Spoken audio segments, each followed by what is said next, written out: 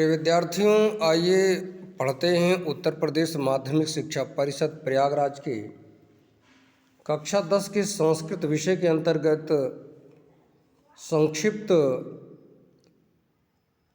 Notes को, जिसमें कुल 34 प्रश्नों को हमने चुना है।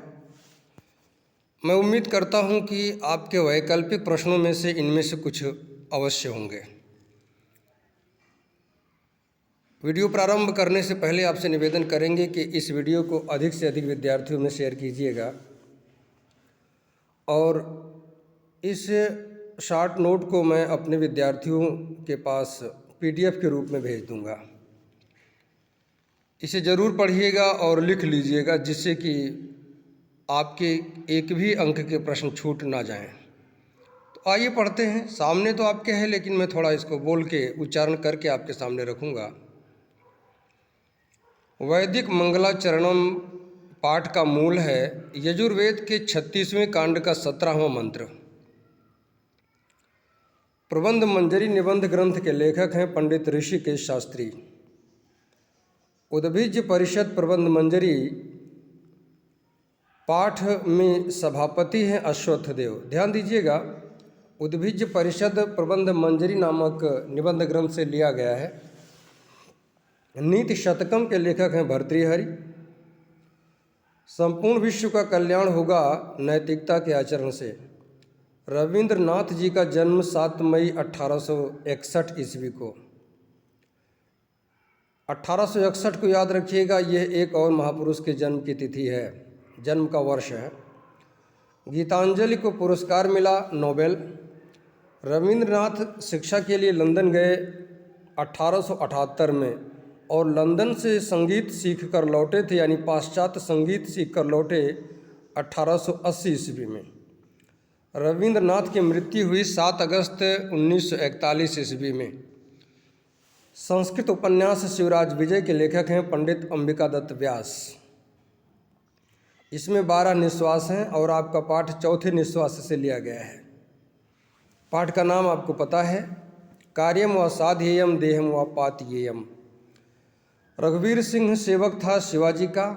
रघुवीर सिंह जा रहा है सिंह दुर्ग से तोरण दुर्ग की ओर। शंकराचार्य का जन्म हुआ 788 ईस्वी में केरल प्रदेश के शलक नामक गांव में। शलक नामक गांव स्थित था पूर्णा नदी के किनारे। बाधति बाधते शब्द में अशुद्ध पद है बाधति। मदन मोहन मालवीय का जन्म 25 दिसंबर 1861। इसी बात को हम आपको याद दिला रहे थे, यानी कि रविंद्रनाथ और मालवीय जी का जो जन्म वर्ष है एक ही है। मालवीय जी ने काशी हिंदू विश्वविद्यालय की स्थापना किया बसंत पंचमी 1916 में। काशी हिंदू विश्वविद्यालय के कुलपति भवन में मालवीय जी की मृत्यु हुई 1944 ईस्वी में। बाल गंगाधर तिलक, यानी इनके बचपन का नाम बाल था। इनका जन्म हुआ महाराष्ट्र के चिरवल गांव में विक्रमी संवत 1913 में और इनकी मृत्यु हुई विक्रमी संवत 1977 में। गीता रहस्य रचना है बाल गंगाधर तिलक की। बाल गंगाधर तिलक की माता का नाम पार्वती बाई। ध्यान दीजिए, परीक्षा में आ सकता है। गुरु नानक का जन्म संवत 1526 विक्रमी में पंजाब के तलवंडी में। नानक जी की मृत्यु हुई थी 1596 विक्रमी संवत में।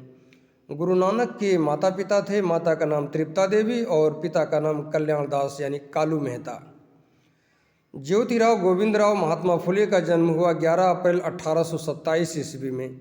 इनकी मृत्यु हुई थी 28 नवंबर 1890 ईस्वी में। महात्मा फुले ने सत्य शोधक समाज की स्थापना किया 1873 ईस्वी में। इनकी पत्नी का नाम था, यानी कि महात्मा फुले की पत्नी का नाम था सावित्री। बालिका शिक्षा के लिए भारत में पहला विद्यालय स्थापित किया गया 1848 ईस्वी में महात्मा फुले द्वारा। महात्मा फुले को महात्मा की उपाधि दिया महाराष्ट्र महासभा ने 1880 ईस्वी में। लक्ष्य वेद परीक्षा महाभारत के आदि पर्व से लिया गया है और ये रचना है वेद व्यास की। अध्याय नहीं पूछा जाएगा, यदि पूछा भी जाए तो अनुचित नहीं होगा। 23वें अध्याय से लिया गया है। विद्यार्थी चर्या इस पाठ को लिया गया है मनुस्मृति से, अति महत्वपूर्ण। गीतामृतम इस पाठ का मूल है महाभारत का भीष्म पर्व यानी कि भगवत गीता। ये भी रचना है वेद व्यास की। गीताली संस्कृत गीत काव्य के रचयिता हैं डॉक्टर चंद्र भानु त्रिपाठी। महात्मा गांधी का जन्म हुआ 2 अक्टूबर 1869 ईस्वी में और इनकी मृत्यु हुई 30 जनवरी 1948 ईस्वी को। नागानंदम, रत्नावली, प्रियदर्शिका इन रचनाओं के रचयिता हैं हर्षवर्धन या श्रीहर्ष, दोनों उत्तर सही जाएगा। और भोज प्रबंध रचना है बल्लाल सेन की। थोड़ा सा व्याकरण का 2 प्रश्न हमने चुना है। आभ्यंतर प्रयत्न होते हैं 5 प्रकार के और बाह्य प्रयत्न होते हैं 11 प्रकार के। भविष्य को बताने के लिए लकार प्रयोग किया जाता है, लृट लकार। एक और लाइन छोटी सी आपको यहाँ साइड में दिख रही है, कथा सहित सागर के रचयिता हैं सोमदेव। तो विद्यार्थियों इन्हें ध्यान में रखिएगा। एक बात और यहाँ पर हम चर्चा कर लेते हैं। आज्ञा आदि का अर्थ बताने के लिए संस्कृत में लोट लकार का प्रयोग किया जाता है और भूतकाल को दिखाने के लिए लंग लकार का प्रयोग करते हैं। शेष बातें जो भी और तमाम हैं वो पाठों पर आधारित हैं जो आपको कक्षाओं में पढ़ाया जा चुका है। मैं उम्मीद करता हूं कि इन्हें आप लिखेंगे, समझेंगे और तब परीक्षा हाल में पहुंचेंगे। संभव है कि आपके कठिन प्रश्नों का उत्तर यहाँ मिल जाए। तो आज यहीं तक। शुभम भूयात्।